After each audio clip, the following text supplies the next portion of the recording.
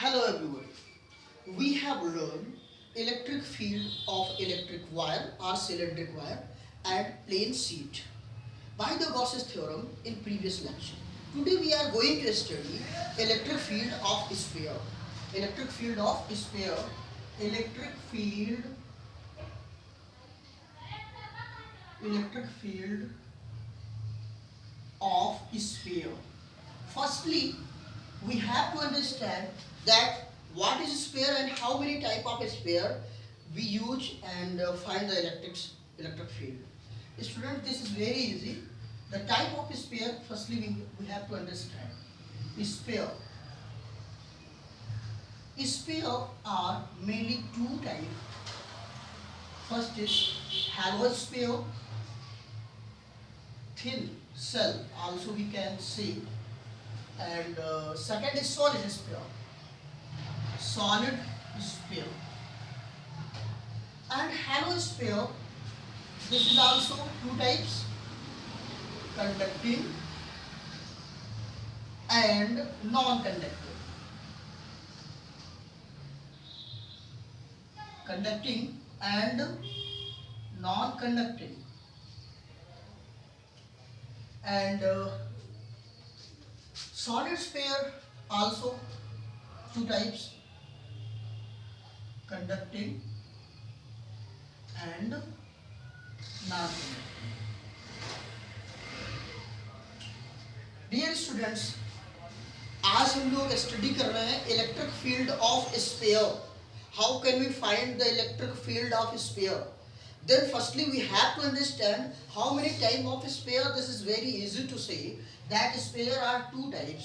First is hollow sphere, like this system. This is hollow. कहने का मतलब ये hollow है, ठीक है, इसके अंदर कुछ भी नहीं है, hollow sphere, ठीक है. और second is solid sphere. Solid मतलब पूरी तरह से अंदर भरा हुआ है, ओके, वैल्यूमन. तो ये जो sphere है टू टाइप्स का होता है, hollow और solid. खोखला होगा और एक solid होगा पूरी तरह से भरा हुआ. बॉल जैसे आती है, बॉल देखिए बीच में पूरा जो रबर बॉल आती है वो ऊपर केवल लेयर रहता है, सरफेस केवल रहता है और उसके बीच में कुछ भी नहीं रहता, गैप रहता है. This is known as the hollow sphere. अब हमें उसमें कैसे इलेक्ट्रिक फील्ड निकालनी होगी, और उसके बाद जो हॉलो स्फीयर रहेगा उसको आप थिन सेल भी बोलते हो. क्या बोलते हो? Thin cell. पतला सेल है. सेल कैसा है? पतला सेल है. और ये कंडक्टिंग हो सकता है, नॉन कंडक्टिंग हो सकता है. कंडक्टिंग मतलब जिसमें इलेक्ट्रिसिटी फ्लो करे ऐसा हो सकता है, और नॉन कंडक्टिंग हो सकता है. तो नॉन कंडक्टिंग मतलब जिसमें इलेक्ट्रिसिटी फ्लो ना करे. एक सॉलिड हो सकता है जो भी कंडक्टिंग और नॉन कंडक्टिंग में होगा. तो स्टूडेंट्स मैं आपको क्लियर कर दूं कि जो हॉलो स्फीयर वो कंडक्टिंग, नॉन कंडक्टिंग और कंडक्टिंग सॉलिड्स सभी में सेम रहेगा इलेक्ट्रिक फील्ड निकालने के तरीके. बिकॉज इसमें देखिए 1, 2 एंड 3, इसमें जो भी आप इलेक्ट्रिक फील्ड निकालेंगे वो सरफेस में निकालेंगे. किसमें निकालेंगे? सरफेस में.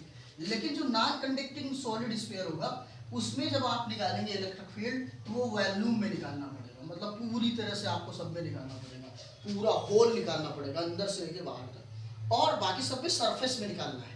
इलेक्ट्रिक फील्ड कहाँ निकालना है? सरफेस में. Okay, clear? तो सबसे पहली बात तो ये आपको समझना था. तो पहला जो टास्क हमारे लिए रहेगा कि फर्स्ट, सेकंड एंड थर्ड तीनों को हम लोग कैसे इलेक्ट्रिक फील्ड निकालेंगे. Let's start. तो हेडिंग बनाना होगा electric field. Electric field.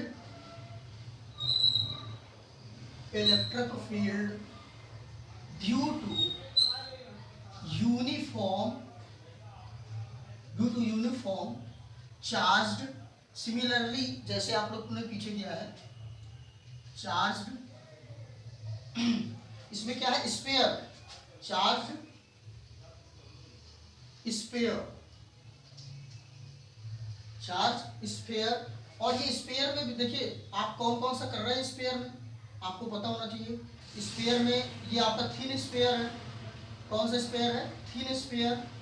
And solid conducting sphere. यहाँ पे थिन स्फीयर जो हमने लिखा है इसकी जगह आप कंडक्टिंग या नॉन कंडक्टिंग स्फीयर लिख सकते हो, और ये solid conducting sphere. Non conducting की कंडीशन अलग होगी, उसके लिए मैं अलग से आपको बता दूंगा। Okay clear? Then we start. सबसे पहली बात तो आपको एक स्पेयर बनाना है।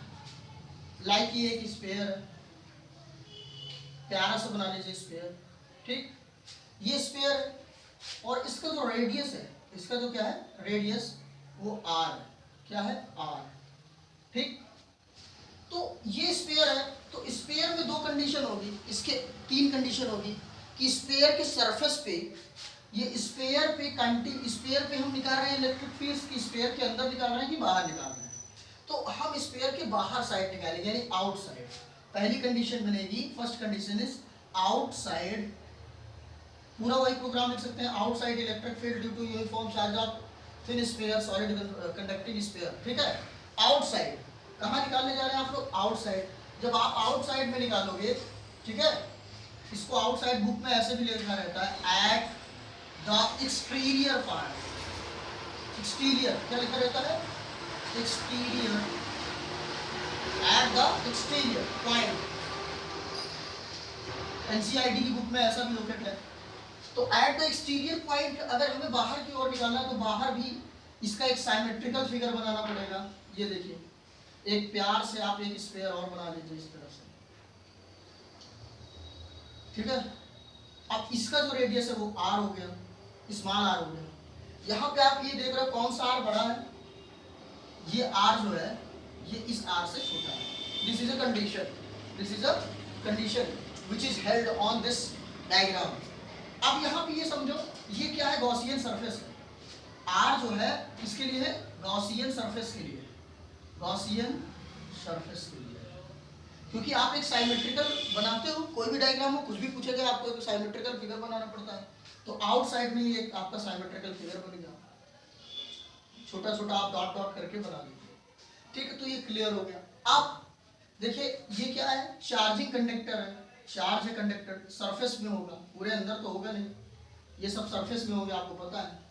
जब ये सरफेस में होगा तो आप क्या करोगे? सबसे पहले क्या निकालते हो आप? Charge per unit area, charge per unit, charge per unit area. और इसको रिप्रेजेंट किससे करते हो? किससे? वेरी गुड, किससे रिप्रेजेंट करते हो? सिग्मा से। तो सिग्मा इक्वल्स टू क्या हो गया? Charge per unit area. तो चार्ज पर यूनिट एरिया आपने निकाल दिया, जिसको आप इंटेंसिटी बोलते हो, डेंसिटी, डेंसिटी गुड। तो डेंसिटी आपने निकाल ली। ठीक है, डेंसिटी ये निकालना नेसेसरी है। चार्ज की जगह में क्या पुट कर सकते हो वो भी पता है, और एरिया किसका है? स्पेयर का, उसका भी फॉर्मूला आपको पता होना चाहिए। ठीक है, लेट्स वंस अगेन स्टार्ट। तो गॉसियन सरफेस इतना क्लियर हो गया। अब इलेक्ट्रिक फील्ड कितना जनरेट होगा? आप इलेक्ट्रिक फील्ड बताओ। तो एनसीईआरटी के जितने भी नीट्स वगैरह के एग्जाम होते हैं तो उसमें लिखा रहता है इलेक्ट्रिक फील्ड जो भी जनरेट होगा इस तरह से जनरेट होगा। तो ये इलेक्ट्रिक फील्ड जैसे जनरेट हो गया, ये इलेक्ट्रिक फील्ड जनरेट हो गया, सभी जगह इलेक्ट्रिक फील्ड इस तरह से जनरेट होगा। ठीक है, जो भी इलेक्ट्रिक फील्ड जनरेट हुए उसके साथ साथ जो आपका यूनिट वेक्टर बनेगा, ठीक है, वेक्टर यानी कि इलेक्ट्रिक फील्ड जनरेट हो गया, ये सब क्या है? इलेक्ट्रिक फील्ड जनरेट हो गया।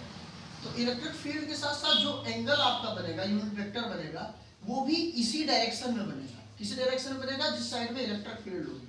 थीटा भी इसी डायरेक्शन में बनेगा, यूनिट वेक्टर भी इधर साइड बनेगा। तो जब यूनिट वेक्टर इधर साइड बन रहा है, यानी कि डीए इस तरह से आप राइट कर लीजिए। ठीक है, जो भी आप राइट करना चाहें, क्योंकि एरिया इसलिए डीए या डीवी आप राइट कर सकते थे। तो डीए जो जनरेट होता है तो फ्रॉम द रेडिकल थ्योरी। ठीक है, ये बहुत लॉजिकल नहीं है, आप इसको रिमेंबर रखें। ठीक है, तो रेडिकल्स ऐसे ही लिखा रहता है। तो रेडिकल के अकॉर्डिंग जो डीए होगा, जहाँ पे इलेक्ट्रिक फील्ड जनरेट होगी उसके ईच पार्ट में होगा। देखिए यहाँ भी, यहाँ भी, यहाँ भी, सब जगह इस तरह से होगा। ठीक है, तो अब आगे हम लोग पढ़ते हैं। तो टोटल जो इलेक्ट्रिक फील्ड जनरेट होगा, इलेक्ट्रिक फ्लक्स जो जनरेट होगा, तो क्या होगा? फ्लक्स टोटल इक्वल्स टू क्या हो जाएगा? फ्लक्स, ये क्या है आपका? ये इंटीग्रेशन करते हैं लेकिन क्लोज सरफेस है, गॉसियन सरफेस है, इसलिए इसको आपको इस तरह से राइट करना है, E into D A. E D A cos theta होता है, आपको पता है। या तो आप राइट कर सकते हो ई डी ए को, डॉट है जैसे हटाने के लिए क्या राइट कर सकते हो? E D A cos theta. अभी जो कॉस थीटा है ध्यान से समझो, cos थीटा क्या हो गया 0, और E यानी कि इलेक्ट्रिक फील्ड जो है चारों तरफ क्या है, वही है, सेम है, सिमिलर है। यहाँ पे लिख दो Q इनसाइड अपॉन क्या होता है epsilon from the Gauss theorem, from the Gauss theorem. Gauss theorem से क्या होता है, Q inside upon epsilon not. ये तो पीछे वाला प्रोग्राम है, आपको पता ही है, स्पीड से थोड़ा पढ़ता है इसको। सभी जगह इलेक्ट्रिक फील्ड इसी तरह है तो E हो जाएगा, और ये जो DA है तो DA के लिए इलेक्ट्रिक फील्ड ये जनरेट होगा। किसका, कौन सा इलेक्ट्रिक फील्ड, ये थोड़ा समझना है आपको। ये होगा स्मॉल वाला जो आ रहा है, ये इलेक्ट्रिक फील्ड, क्योंकि ये कंडक्टिंग है। क्या होता है 4 पाई r स्क्वायर, 4 पाई r स्क्वायर, तो Q अपॉन एप्सिलॉन नॉट। अब ये Q की जगह आपको क्या राइट करना है, Q की जगह सिग्मा, और एरिया की जगह गॉसियन सरफेस वाला एरिया लेंगे आप। कौन सा लेंगे, गॉसियन सरफेस का। क्या हो जाएगा 4 पाई कैपिटल R स्क्वायर, क्योंकि गॉसियन सरफेस पे आप इलेक्ट्रिक फील्ड का जो है पूरा कलेक्शन कर रहे हैं। P एक पॉइंट है यहाँ से, ये हो गया E 4 पाई R स्क्वायर, और देखो ये इसके साथ साथ एप्सिलॉन। अब यहाँ पे क्या कैंसिल हो रहा है, 4 pi to 4 pi cancel, what will happen, sigma R square equals to E R square, या E equals to sigma R square upon ये R स्क्वायर। ये आपका ये क्या हो गया, रिजल्टेंट वैल्यू हो गया। ये क्या हो गया, रिजल्टेंट इलेक्ट्रिक फील्ड आ गई, इलेक्ट्रिक फील्ड ये निकल के आ गई। सबको पता चल गया, कोई दिक्कत नहीं। एप्सिलॉन नॉट कहाँ हो गया, उसको भी राइट कर लो, ठीक। ये तो इलेक्ट्रिक फील्ड निकल के आई ऑन दिस केसेस। लेकिन अगर चार्ज को आप यूनिट चार्ज मान लो, चार्ज को क्या मान लो, यूनिट चार्ज, यहाँ पे एक कंडीशन अडॉप्ट होती है, E is proportional to 1 upon r square, या inversely proportional to 1 upon r square। ये r के मतलब जो भी ग्राफ इसका बनेगा वो इसके अकॉर्डिंग पे बनेगा, r और E पर बनेगा, इस तरह से बनेगा नीचे की साइड। अब देखिए एक कंडीशन इस तरह से अडॉप्ट होती है, एक कंडीशन इस तरह से अडॉप्ट होती है, कैसे देखो, ध्यान से समझने की कोशिश करो इसको, कि जो चार्ज है केवल Q ही चार्ज हो, केवल, क्योंकि चार्ज सभी जगह एक ही है, तो चार्ज केवल Q ही हो एप्सिलॉन। तो इस कंडीशन में इंटेंसिटी क्या आ जाएगी, इलेक्ट्रिक फील्ड इंटेंसिटी या इलेक्ट्रिक फील्ड क्या आ जाएगी, देखिए तो E इक्वल्स टू क्या हो जाएगा, Q epsilon not 4 pi R square, 4 pi R square. ये कहाँ पे चला जाएगा भैया, ये नीचे आ जाएगा 4 पाई R square, Q upon epsilon 4 पाई 1 अपॉन 4 पाई एप्सिलॉन, ठीक है। ये निकल के आ जाएगा क्लियरली, ये निकल के आ जाएगा क्लियरली। यहाँ पे 1 अपान कर सकते हैं, यहाँ Q अपान कर सकते हैं, no any problem as it is. यहाँ पे 1 अपान 4 पाई एप्सिलॉन नॉट ऐसे राइट कर सकते हो, 4 पाई है ना, Q upon R square, you can write this, क्योंकि ये क्लियर फॉर्मेट है। तो इस तरह से देखिए आपने इलेक्ट्रिक फील्ड इंटेंसिटी निकाल दी। लेकिन तब जब चार्ज क्या है, होल सभी में क्या है, चार्ज है, यूनिक है, और पॉजिटिव चार्ज के लिए हम वर्क करते हैं। इतनी चीजें तो क्लियर हो गई कि अगर आप चार्ज यूनिट मान लो कि चार्ज क्लियरली ये है, क्योंकि देखिए आउटसाइड से देखने पर चार्ज आपको क्या नजर आएगा, पूरे जगह चार्ज वही नजर आएगा, Q ही चार्ज नजर आएगा, Q इनसाइड चार्ज नजर आएगा, सिमिलर चार्ज नजर आएगा, कि सब में एक ही चार्ज है, एक ही चार्ज इन्वॉल्व है। ओके क्लियर, इतनी चीजें राइट कर लीजिए। यहाँ भी अगर आप देखें तो E is proportional to 1 upon R square, इसका भी ग्राफ इसी तरह से बनेगा। ये मोस्ट इंपॉर्टेंट है, आपको बोर्ड एग्जामिनेशन में आएगा तो इस तरह से राइट करेंगे, ये भी आप टास्क सीख सकते हो। अब यहाँ पे एक थ्योरी आपको लिखनी पड़ेगी, और इसका ग्राफ भी आप जनरेट कर सकते हो। ग्राफ आपको पता ही है, एक स्फीयर ऐसे बना लेना, ठीक है, और स्फीयर बनाने के बाद ये इसका एक ग्राफ बन जाता है, ठीक है। इनसाइड, आउटसाइड तो अभी बना नहीं, ये सॉरी आउटसाइड बन गया, इनसाइड तो बना नहीं, तो ये इतना इसका ग्राफ बनेगा, क्योंकि ये इनसाइड पे है, इनसाइड इसका ग्राफ जो है E proportional to 1 upon R square का ऐसे। अब आगे देखते हैं क्या बनता है, ठीक है, ये E है और ये R, आउटसाइड बनेगा तो ग्राफ इसका और चेंज हो जाएगा। अब इसके साथ देखो यहाँ पे एक पॉइंट आपको राइट करना पड़ेगा, इट सीम्स कैसा लग रहा है, एज Q इज आउटसाइड से देखने पर क्या लगेगा, प्लेस्ड एट सेंटर, ऐसा लग रहा है कि चार्ज जो है सेंटर पर प्लेस्ड है बाहर से देखने पर, ठीक है, फ्रॉम एक्सटीरियर पॉइंट, एक्सटीरियर, ठीक है, एक्सटीरियर मतलब बाहर से, एक्सटीरियर पॉइंट, ठीक है। तो ये इनसाइड के लिए, सॉरी आउटसाइड के लिए, एट द एक्सटीरियर पॉइंट के लिए, एक्सटीरियर साइड से देखने पर इस तरह से लग रहा है कि चार्ज सेंटर पे है। चार्ज कहाँ पे है? सेंटर पे है। समझो इस बात को, चार्ज कहाँ पे है? सेंटर पे। तो this condition will held and you get simple the electric field which is equals to 1/4 pi epsilon not q upon r square. इसी को आपको लर्न करना है। इसका ग्राफ इस तरह से बनेगा, आउटसाइड का अगर बन जाए तो उसके बाद इसका ग्राफ हम क्लियरली बना लें, ठीक है। इतना नोट करो, फिर हटाते हैं, स्क्रीनशॉट ले लो इसका। इलेक्ट्रिक फील्ड आउटसाइड में निकालने के बाद आप लोग कहाँ निकालेंगे? एट द इंटरनल पॉइंट, अंदर, इनसाइड आप कह सकते हो। क्या कह सकते हो? इनसाइड। मतलब जो भी आपका सरफेस दिया रहेगा, देखिए ये जैसे सरफेस है आपका, ठीक है, चार्जेबल सरफेस है, ये चार्ज है, ठीक है, ये क्या है? चार्ज है। और जो चार्ज सरफेस होता है उसी से आप क्या लेते हो? आर, ठीक है, ये कैपिटल आर आपने ले लिया। तो इसके इनसाइड में क्या करते हैं? इनसाइड में एक गॉसियन सरफेस आप बना लो। जब आपको इनसाइड में अगर इलेक्ट्रिक फील्ड निकालना है तो आप क्या करोगे? गॉसियन सरफेस बनाओगे। ये देखिए आर हो गया, ठीक है। अब इलेक्ट्रिक फील्ड आपका जनरेट होगा कहाँ पे? आपको ये पता है कि अगर आप चार्ज के अंदर, गॉस थ्योरम यही सिखाता है हमें कि inside of the charges, inside of the surfaces, charge surface, electric field क्या हो जाता है? जीरो। इलेक्ट्रिक फील्ड क्या हो जाता है? जीरो। तो इजिली गॉसियन सरफेस हमारा जो है ये बन रहा है, गॉसियन सरफेस, ये आर वाले से है। और ये जो स्मॉल वाला आर है, स्मॉल वाला आर क्या है? इस वाले आर से, बड़े वाले आर से छोटा है। अब इस कंडीशन में इलेक्ट्रिक फील्ड कैसे क्या जनरेट होगा? चलिए हम राइट करते हैं।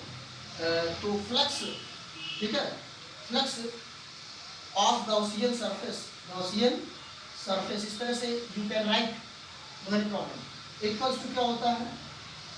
आपको राइट करना पड़ता है इंटीग्रेशन ऑफ क्लोज्ड सरफेस, ठीक है, EDA। अब यहाँ पे आपको पता है, यहाँ पे सारी कैटेगरी आपको पता है कि जो E है वो सभी जगह, इलेक्ट्रिक फील्ड जो है सभी जगह क्या होगी? इक्वल होगी। इस कंडीशन में E और इसका इंटीग्रेशन कर दीजिए, इसका क्या कर दीजिए? इंटीग्रेशन पड़ा रहने दीजिए, और ये क्या हो जाएगा? Flux inside. अब यहाँ पे ये समझिए, इस चीज को समझने की बात है, यहाँ पे ये जो फ्लक्स इनसाइड है, टोटल जो फ्लक्स होता है वो क्या हो जाएगा? जीरो। इनसाइड क्या हो जाता है? Charge zero. इनसाइड देखिए, चार्ज के अंदर, चार्ज सरफेस के अंदर जो चार्ज होता है वो क्या हो जाता है? जीरो। इसको आप क्या रखेंगे? क्यू इनसाइड अपॉन क्या लिखते हैं? Epsilon not equals to E, और इसको कुछ भी लिख दीजिए, EDA cos थीटा लिखना चाहे लिख लीजिए, कोई दिक्कत नहीं, पड़ा रहने दीजिए। यहाँ पे देखिए ये जीरो हो गया। क्या हो गया? जीरो। क्यों जीरो हुआ? जीरो इसलिए हुआ inside of the charge surface. यहाँ पे लिख लीजिएगा, लिखना चाहें तो inside of the charge surface, charge surface के अंदर जो इलेक्ट्रिक फील्ड होती है by the Gauss theorem it is zero. तो E इक्वल्स टू क्या हो गया? जीरो। A इक्वल्स टू क्या हो गया? जीरो। क्लियर है? Any problem? Anyone? No problem. इसके साथ साथ थोड़ा सा और समझ लीजिए, कभी कभी पूछता एट द सरफेस, सरफेस पे क्या होगा? Electric field.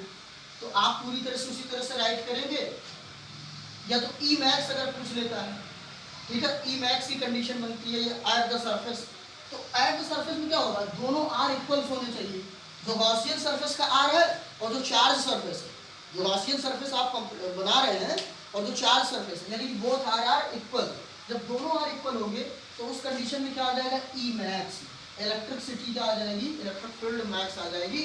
वो क्या होती है? 1/4 पाई एप्सिलॉन नॉट। अभी देखिए प्रीवियस पॉइंट पे देखिए, तो प्रीवियस पॉइंट पे आपको मैंने बताया था कि क्या निकल के आया था? E equals to 1/4 pi epsilon not Q upon R square, 1/4 pi epsilon not Q upon क्या हो जाएगा? R square. ऐसा कैसे पॉसिबल है? देखिए आपने जो रिजल्टेंट वैल्यू निकाली थी पहले, तो उसको मैंने बताया था कि क्या निकल के आई थी। पीछे वाली वैल्यू को देखिए, आपने क्या निकाला था, आपने निकाला था देखिए E equals to sigma R square, sigma R square upon epsilon not R square. तो आर जब इक्वल हो जाएंगे, आर क्या हो जाएंगे, बोथ आर इक्वल, तो क्यू अपॉन क्या हो जाएगा, आर स्क्वायर। तो इसको आप लोगों को एट द सरफेस के लिए क्लियर कर लेना है, कोई दिक्कत नहीं। यहाँ से भी आप इजीली निकाल सकते हो, जैसे क्यू अपॉन एप्सिलॉन नॉट हो गया, क्यू अपॉन क्या हो गया, एप्सिलॉन नॉट। और यहाँ पे ई जो इलेक्ट्रिक फील्ड जनरेट होकर आती है वो क्या आती है, इलेक्ट्रिक फील्ड आपकी निकल के आएगी 4 pi are square, 4 pi are square ए निकल के आएगा, ई ही आपको निकलना है। इधर साइड क्रॉस मल्टीप्लिकेशन करेंगे, बोथ आर इक्वल, ये कंडीशन टर्म होगी, ये कंडीशन बनेगी, ठीक है। यहाँ से भी आप कर सकते हैं, देखिए फिर से मैं बता दे रहा हूँ, क्यू अपॉन एप्सिलॉन नॉट और ई, और होता क्या है 1 अपॉन 4 पाई, सॉरी ये एरिया जो है स्क्वायर का होता है 4 पाई आर स्क्वायर, ठीक। तो Q upon epsilon not 4 pi are square, 4 pi are square ये हो गया इक्वल्स टू ई। यही चीज़ तो इसमें लिखी है, लेकिन आर इक्वल्स टू आर, इसलिए यहाँ पे आप राइट कर सकते हो, क्या राइट कर सकते हो, 1 अपॉन 4 पाई आर स्क्वायर, ठीक है, 1 upon 4 pi are square, 1 upon 4 pi epsilon not और क्यू अपॉन आर स्क्वायर, ठीक है। बहुत इजी है, बहुत इजी टास्क है। एट द सरफेस पूछे तो दोनों आर इक्वल हो जाएंगे, और उस कंडीशन में ये दोनों सही है, चाहे स्मॉल आर लिखिए चाहे बड़े आर को लिखिए, दोनों गॉसियन सरफेस के लिए इक्वल है, नो एनी प्रॉब्लम। इसके ग्राफ की चर्चा कर दें तो जो इंटीरियर है उसके लिए मैंने ग्राफ लोकेट ही कर दिया था, यहाँ पे लिख दीजिए इनसाइड और यहाँ लिख दीजिए आउटसाइड, ये है क्या इनसाइड आउटसाइड, और यहाँ पे ई रहता है, यहाँ पता ही है आर रहता है, क्या रहता है आर, तो ये कॉम्प्लिकेट होगा आर पूरा, और यहाँ बड़ा आर, तो ठीक है, ये एक आपका सरफेस बन गया, ठीक है, क्या बन गया सरफेस। तो ये जो टर्मिनल आपको मिला, ये तो आपके लिए किसके लिए हो गया, आउटसाइड के लिए, और इनसाइड के लिए जो डायग्राम बनेगा इस तरह से इसका ग्राफ बनेगा, इसको आप हमेशा इस तरह का ग्राफ बनेगा, ठीक, क्योंकि ये रिजल्टेंट है E proportional to 1 upon R square, E proportional to 1 upon R square, ये इसका रिजल्टेंट है। यहाँ पे इनसाइड के लिए क्या, ये E इक्वल्स टू 0 था, इक्वल्स टू 0 था, तो ये इनसाइड में इस तरह से हो जाएगा, E इक्वल्स टू 0, तो ये इनसाइड के लिए भाई 0 है, 0 के लिए, और ये आउटसाइड के लिए मैक्सिमम इस पॉइंट पे और मिनिमम। इजी, समझ में आ गया, कोई दिक्कत, चलिए इसको नोट करिए फटाफट। यहाँ पे समझ लीजिए इस चीज़ को कि स्मॉल आर और कैपिटल आर, अब जैसे कोई पूछे कि इसमें क्या होगा, तो ये इन साइड में capital R is less than small R, outside में क्या है, capital R is greater than R, ठीक है, स्मॉल आर। और स्मॉल आर कैपिटल आर क्या होते हैं, स्मॉल आर क्या होता है, देखिए यहाँ पे गॉसियन सरफेस है, कैपिटल आर क्या है, कैपिटल आर चार्ज सरफेस है, ये चीज़ें क्लियरली आपको समझना है।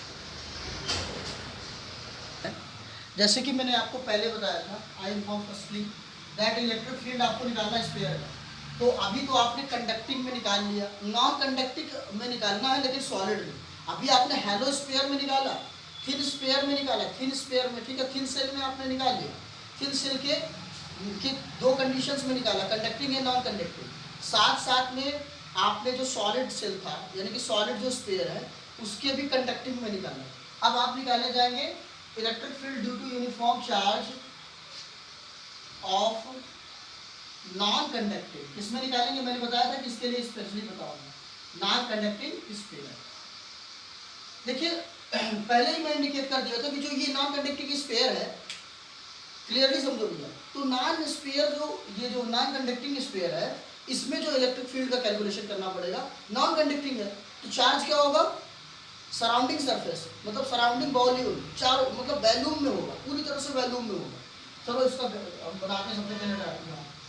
जैसे हमारे पास ये एक फील्ड है, ठीक है, तो ये अगर नॉन कंडक्टिंग स्फीयर है, तो उसके पूरे अंदर पूरे वैल्यूम में जो है चार्ज सभी जगह पूरी तरह से फिल है, ठीक है, क्योंकि वैल्यूम में होगा, पूरी तरह से क्या है, सॉलिड है, ठीक है।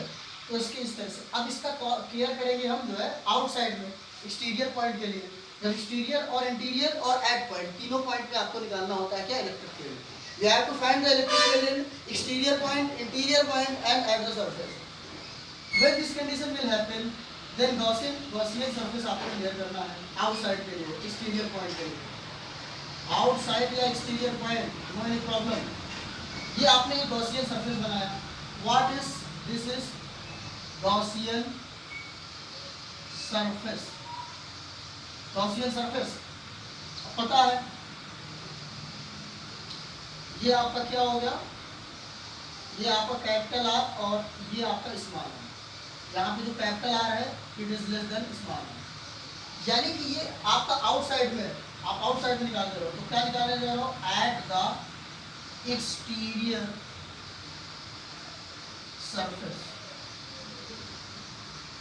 At the exterior point surface का, क्योंकि वैल्यू में एट द एक्सटीरियर पॉइंट इसको बोलते हैं, आउटसाइड भी बोलते हैं, outside of the surface, charge surface, ये लिखा हुआ है। अब outside of the charge surface how can we find? This is very simple, बस आपको सबसे पहली बात चार्ज पर यूनिट निकालना है। चार्ज पर यूनिट क्या हो जाएगा? चार्ज पर volume, per unit volume equals to क्या हो जाएगा आपका, और इसको किससे रिप्रेजेंट करते हैं? चार्ज पर वॉल्यूम को। इट इज वेरी इजी, रो से काफी टाइम से मैं बता रहा हूँ, ठीक है। Volume 4/3 pi are cube. Why? Because this is a surface, everyone learn, सभी को पता है। चलो भैया, ठीक है, तो चार्ज पर वॉल्यूम, चार्ज पर वॉल्यूम ये निकाल लिया आपने। अब स्टार्ट करेंगे आप। इलेक्ट्रिक फील्ड कहाँ कहाँ जनरेट हो रही है? इलेक्ट्रिक फील्ड देखिए यहाँ पे जनरेट हो रही है, यहाँ पे इलेक्ट्रिक फील्ड जनरेट हो रही है, यहाँ पे इलेक्ट्रिक फील्ड, यहाँ पे सभी जगह इलेक्ट्रिक फील्ड जनरेट हो रही है। और बाय द रेडिकल्स जो डीवी है, डीवी भी सभी जगह क्रिएट हो रहा है। ई इलेक्ट्रिक फील्ड चारों तरफ, इलेक्ट्रिक फील्ड के साथ जो डीवी है ना, यानी कि जो यूनिट वेक्टर है, ठीक है, वो भी आपका क्या हो रहा है? इलेक्ट्रिक फील्ड के रेडिकल्स पे, इलेक्ट्रिक फील्ड जिधर साइड पे होगा उधरी साइड आपका वेक्टर भी बनेगा। On this condition theta will be 0, on this condition theta will be 0। Very good boy, girls भी बॉय गर्ल बोथ। अब यहाँ देखो, यहाँ पे इलेक्ट्रिक फ्लक्स का कैलकुलेशन करना है आपको। We have to calculate the electric flux. कहाँ हो तुम? देखिए इलेक्ट्रिक फ्लक्स कैलकुलेशन करना है, तो ये हो गया, ये क्या हो गया? क्लोज्ड हमने कर दिया, क्या कर दिया? क्लोज्ड सरफेस, वही ई डी ए। अब इसको जब फ्लक्स आप निकालोगे तो यहाँ पे लिखोगे क्यू इनसाइड अपॉन एप्सिलॉन, और इलेक्ट्रिक फील्ड सभी जगह वही है, तो ई, और ये डी ए क्या है? वॉल्यूम है, डी ए क्या है? वॉल्यूम है, तो क्या हो जाएगा? 4 pi are square, 4 pi are square. ये सरफेस को आपने ले लिया अकॉर्डिंग टू वैल्यूम, ठीक है। ये 4 पाई आर स्क्वायर हो गया। D a surface, area of surface क्या होता है? ये एरिया है, एरिया 4 पाई आर स्क्वायर। अब Q inside upon epsilon not. Q inside की बात करें तो देखिए क्यू इनसाइड की जगह में आप क्या लिख सकते हो? ये आपका क्यू है, ये क्यू है, छिपके से छिपा हुआ, ये हो सकता है आपका, हो नहीं जाएगा, होगा रो इंटू वॉल्यूम अपॉन, बस रो इंटू वॉल्यूम, रोना मत। तो ये रो वॉल्यूम की जगह क्या लिखोगे? क्या होता है? 3/4, 4/3, 4/3 पाई आर क्यूब, ठीक है। इतनी चीजें तो आपको समझ में आ गया। 4/3 कौन सा आर लेना होगा, ये चीज सबसे बेसिक है। तो आर कौन सा लेंगे? सबसे पहली बात गॉसियन सरफेस के लिए है, ये किसके लिए होता है? गॉसियन सरफेस के लिए, pi are cube, pi are cube, ठीक है। अब इसको यहाँ पे रख दीजिए क्यू इनसाइड की जगह में, रो मत 4/3 pi are cube upon epsilon. बच्चों क्लास फर्स्ट वाले नहीं हो, you are very intelligent boy and girl both, therefore you have to understand this matter, because ये मैटर ऐसा है, समझ रहे हो ना, इलेक्ट्रोस्टैट है और इसके अंदर खो जाना होता है। खो जाओगे तभी तो ढूंढोगे, खो ही जाओगे कैसे ढूंढोगे? चलो फिर आप छोड़ो। अब देखो यहाँ पे हमारा क्या हो गया? ई 4 पाई आर स्क्वायर, कुछ कट रहा है, 4 पाई से 4 पाई ये cancel out. What will happen? Rho r cube upon 3 epsilon not and r square also equals to E. बहुत स्पीड से हम गए। तो electric field we get, electric field सबको पता चल गया। इसको थोड़ा शुद्ध तरीके से राइट कर सकते हो आप, ठीक है। जैसे भी लिखना चाहो, नहीं लिखना चाहो छोड़ो। तो ये चीज़ आ गया, क्लियरली आ गया ना, कोई दिक्कत नहीं है इसमें। लेकिन ऐसा करो, ऐसा हो कि इलेक्ट्रिक जो चार्ज हो, इलेक्ट्रिक चार्ज अगर आप ऐसा देखो, ठीक है, आउटसाइड से देखो, तो इलेक्ट्रिक चार्ज केवल Q हो। On this condition what will happen, Q upon epsilon not, there is E 4 pi r square and we created Q upon epsilon not. Q is wholly, बाहर से देखने पर ऐसा लग रहा है कि सेंटर में टोटल चार्ज Q है, ठीक है, चार्ज यूनिट चार्ज है। Then Q upon epsilon not and this is 4 pi r square and this is E। समझो लाला, ठीक है, क्लियर हो गया। E equals to we simply get Q upon epsilon not 4 pi r square. इसको प्यार से लिख लो भैया, Q अपॉन r स्क्वायर को इधर, 1 अपॉन 4 pi एप्सिलॉन नॉट को इधर, इक्वल्स टू E। E को भी इधर लिख दो और प्यार हो जाएगा। ये क्लियर हो गया ना। आपने इलेक्ट्रिक फील्ड निकाल लिया, तो बोर्ड वाले बच्चों को यही करना है, ठीक है, बोर्ड वालों को ऐसे करेंगे, फिर इस तरह से करेंगे, यही रिजल्टेंट है। अगर Q बाहर साइड से देखने पर, when we see the in outside, from outside the surface, the spherical surface, then we simply observe that charge is in center, then simply we say this is a resultant E 1 upon 4 pi epsilon naught Q upon r square। Everyone understand? If not, then you comment me। अब देखो भैया, अब यहाँ पे लिख दो matter, यहाँ पे क्या है, इज, ये हो गया रिजल्ट, यहाँ भी यही चीज आ रहा है, सभी जगह यही आ रहा है ना। इज क्या होता है, is inversely proportional of R square. Okay, अब यहाँ पे राइट करना पड़ेगा। आप जब इस तरह से चार्ज लिखोगे, इट सीम्स, यह दिखाई देता है कैसा, it seems Q is in center, Q is center, Q is in center from outside। ये क्लियर हो गया ना, कोई दिक्कत। इसको रिमेंबर रखना है, ये फॉर्मूला जो निकल के आया है इसको रिमेंबर रखना है, आगे करना है।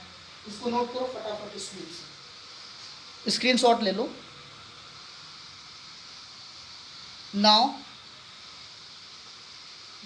we are going to study what, at interior point, at internal point या inside of Gaussian surface। 1 minute।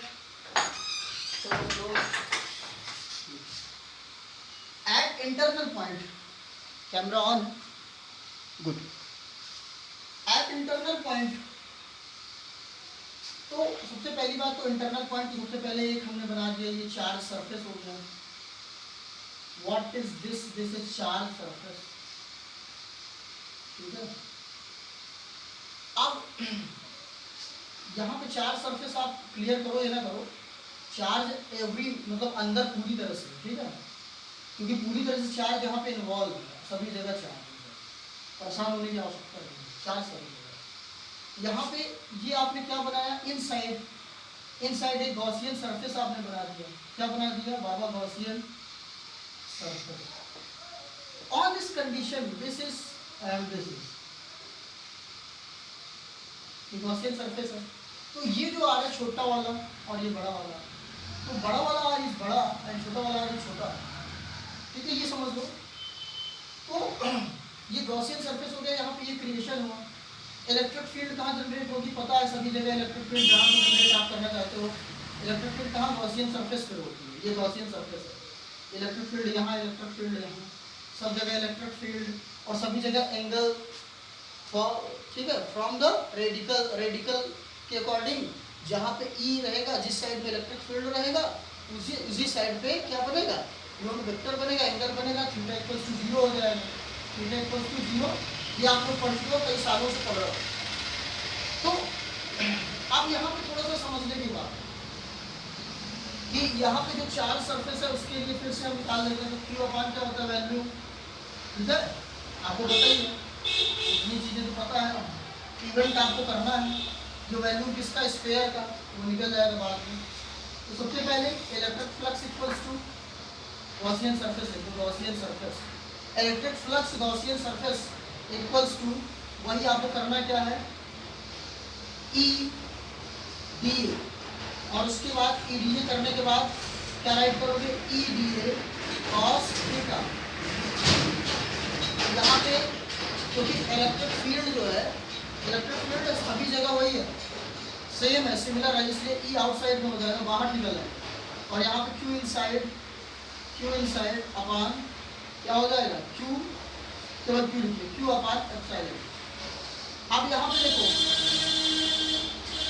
Q की जगह what can be right, Q की जगह आपको राइट करना है वैल्यूम। वैल्यूम क्या होता है 4/3 पाई, और किसका निकालना है, गॉसियन सरफेस छोटे वाले आर स्क्वायर। देखिए गॉसियन सरफेस जो होता है वहाँ पे ये राइट करना होता है गॉसियन सरफेस, ठीक है।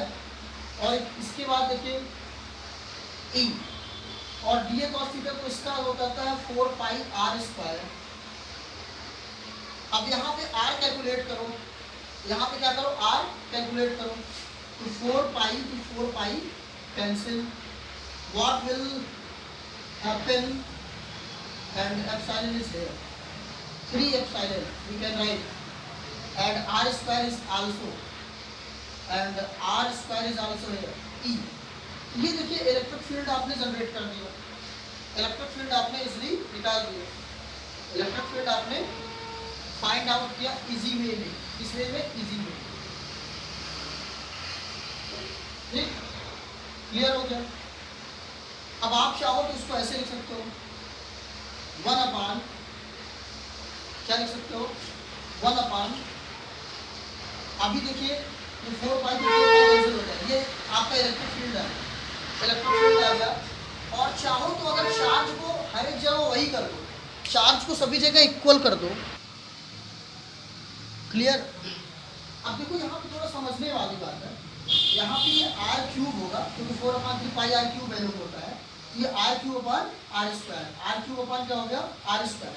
और इस कंडीशन में अगर बोथ आर इक्वल हो, तो बोथ आर इक्वल हो तो क्या हो जाएगा, rho r upon 3 epsilon not equals to E. यहाँ पे हम ये रिजल्ट पाए कि E is proportional to R, E is proportional to R।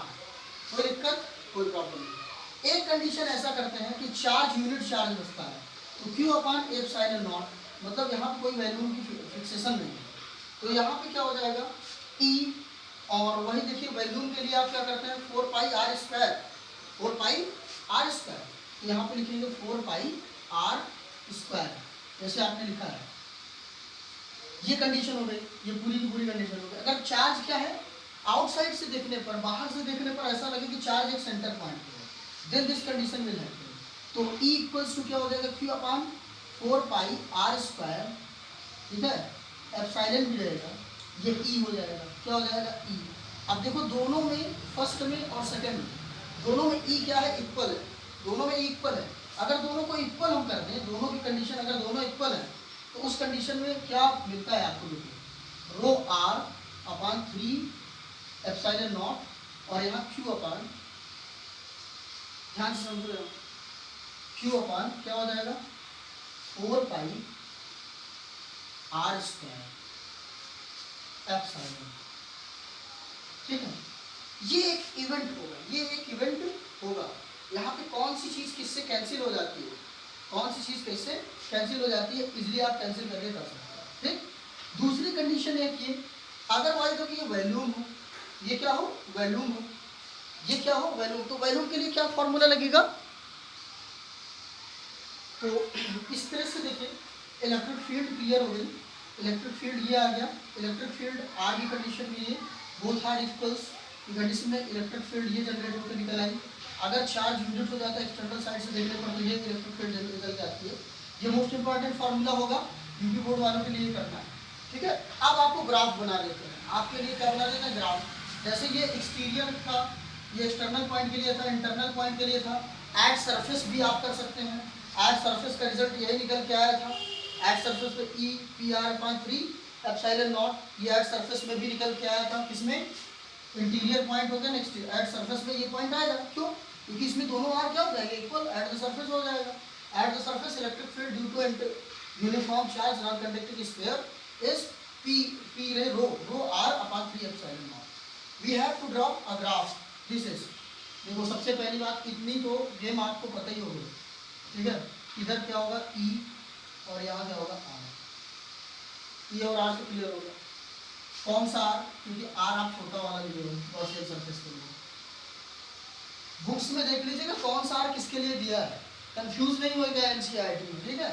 कि ये हमने स्मॉल r किसको मान लिया, कैपिटल R किसको मान लिया, तो अपने मानने के अकॉर्डिंग किया है। हो सकता है कि उसमें इधर उधर करके दिया हो, तो ऑन द कंडीशन जिस तरह से जो वैल्यू मानी जाती है उस तरह से उसका सोल्यूशन रिजल्ट निकल के आता है।